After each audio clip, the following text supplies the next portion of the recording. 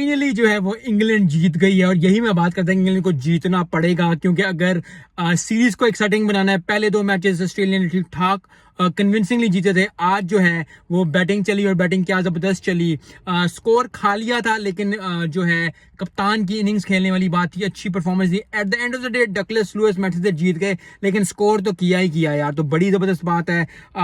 304 किया था ऑस्ट्रेलिया ने और उसके बाद इंग्लैंड ने 254 फॉर 4 थे, बारिश हो गई। उसके बाद जो है हैरी ब्रुक्स की बदौलत जो है, कप्तान की बदौलत जो है वो जीत गए, तो बड़ी अच्छी बात है। सीरीज अभी अलाइव है क्योंकि 2-1 अब हो गया है और काफी देर बाद ऑस्ट्रेलिया हारी है, तो बड़ा ज्यादा अच्छा भी लग रहा है क्योंकि जब एक टीम बहुत अच्छा खेलती है दूसरी टीम जो है वो थोड़ा डर जाती है, लेकिन आज जो है वो टूट गया अल्लाह के रहम से और अल्लाह के करम से। तो इंग्लैंड को बहुत मुबारक, क्योंकि मैं यही कहता कि इंग्लैंड टीम जो है वो कहीं खो गई हुई है वनडे में इस तरह कुछ, लेकिन अब जो है आई होप कि वो वापस आ गए, वो 2-2 से करें और फिर फाइनल जबरदस्त हो।